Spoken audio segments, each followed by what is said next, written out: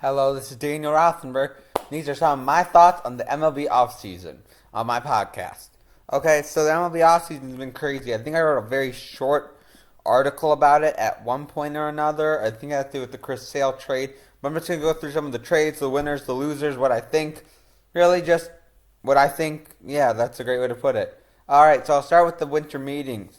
There were three big trades there.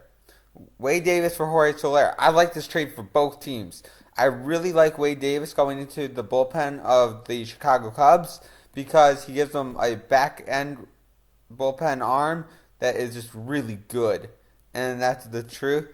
And I really like Jorge Soler to the Royals for a number of reasons. Wade Davis only had a year left. So maybe you lose the year of Wade Davis, but you get a guy for 4 years. And that's really important.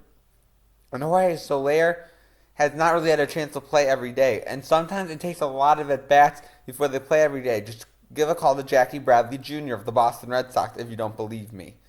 The second big trade was Chris Sale to the Boston Red Sox for a package headlined by two guys, Michael Kopech, I believe is how you pronounce his name, and Yoan Moncada. Okay, Michael Kopech is good, it's nice, whatever. But Moncada is the piece of key here.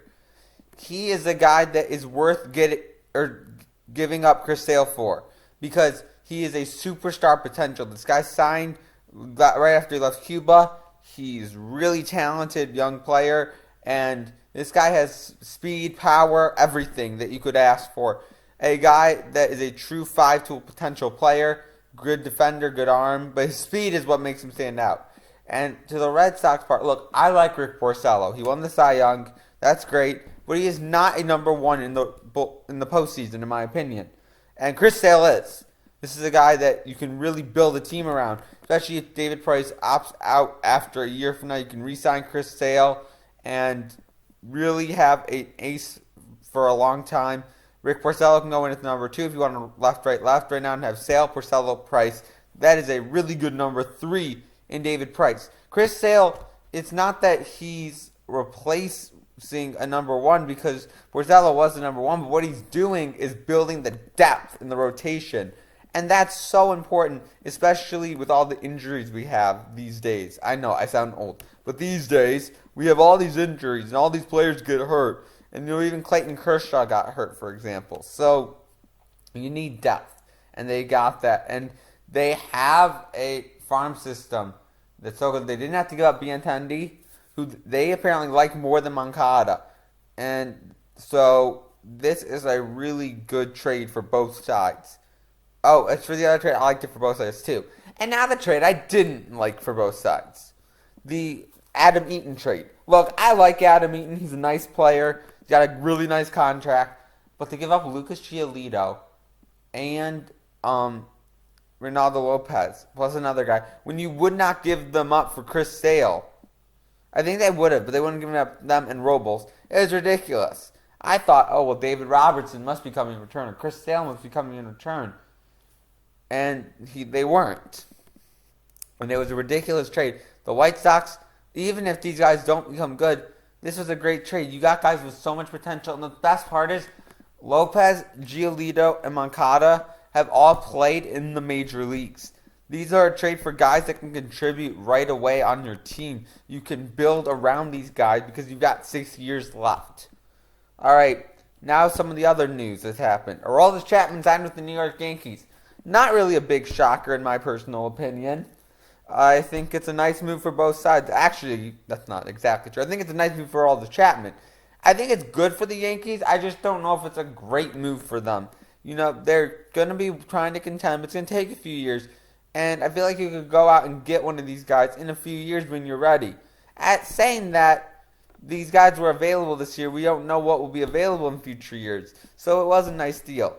Mark Melancon to the Giants. Of the 3 relievers, this is by far my favorite deal because it was about $25 million.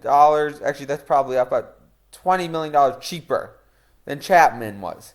And he's going to the Giants. The Giants really needed to address the back end of the bullpen, and they did it with Mark Melancon. He's not a strikeout guy.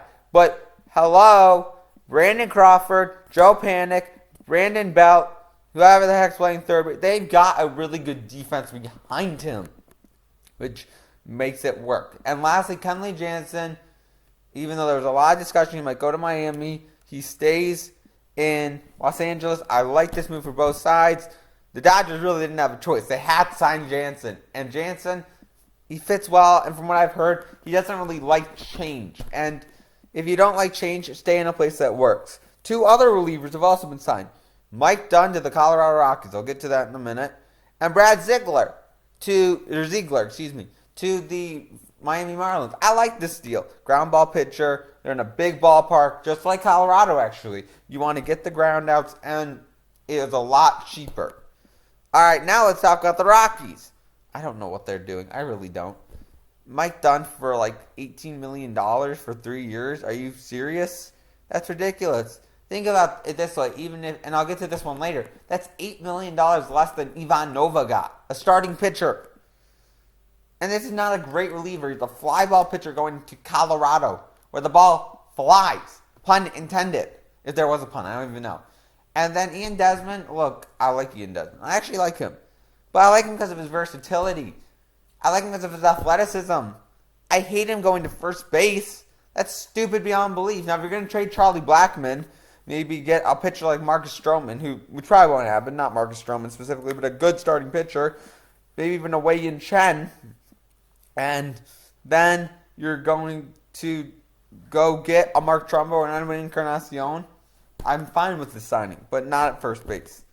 Edwin Encarnacion, I believe, will sign with either the Blue Jays, the Rangers, the Rockies, or the Indians. I really like him in Cleveland, but I'm not sure if that will happen. I believe Trumbo will either sign with Baltimore or Colorado at the moment, but there could be a sneaker team in there that just sneaks in. I don't know where Jose Bautista is going. One guy that hasn't been talked about a lot is Matt Wieters. He's a really good catcher. He's not superstar. He's not even a Russell Martin, but he's young and he's good. Someone should sign him, even if it's a one-year deal. One other guy to watch out for, Ryan Howard. He would be a great fit in Oakland. I've heard Matt Vescurgeon saying that a lot. He's a huge Oakland fan.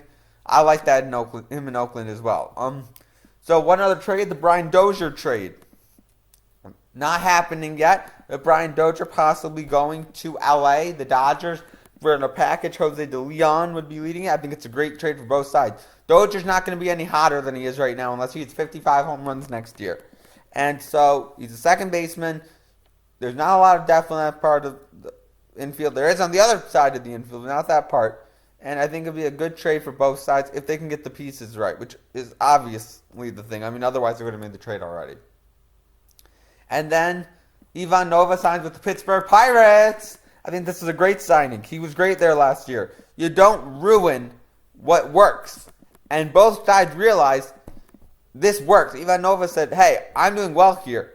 And the Pirates said, we're giving this guy $26 million. That's it? You know, that's like half of what Rich Hill's going to be getting with only one more year. Rich Hill only has one more year. The Nova. Then the last thing is Jose Quintana possibly getting traded to the Pirates. This is a really interesting thing for me. I think it's a great deal for both sides because you can really build a package around outfielder Austin Meadows. If you don't want to trade Andrew McCutchen and you want to tell your fans and McCutchen, look, we are not trading this guy. He's our captain. He's our leader.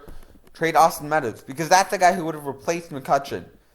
I love Austin Meadows. I got to meet him in person. He's a really nice guy. I think he's a great player. Will be. But you put him around it, I'll package with him. Maybe a Tyler Glasnow's in there, but probably not. I'd say Mitch Keller makes a lot more sense. And then either, here's what I think. Austin Meadows is in the deal. Then you either take Tyler Glasnow or Josh Bell. And then you take a minor position player or pitcher, depending on who you take. If you take Glasnow, you're going to take a guy probably like Cole Tucker, who was still a first-round pick, a lot of talent. And if you don't, and you take Josh Bell, you might take a guy like Mitch Keller. Both talented guys. I think it's going to be a 3-prospect or maybe a 4-prospect trade for him. And I really think that it will work. All right, that is my podcast on the MLB offseason this far. Let me know if you have any thoughts, anyone that should be traded, shouldn't be traded, whatever you think in the comments. Check out my blog, and have a good day.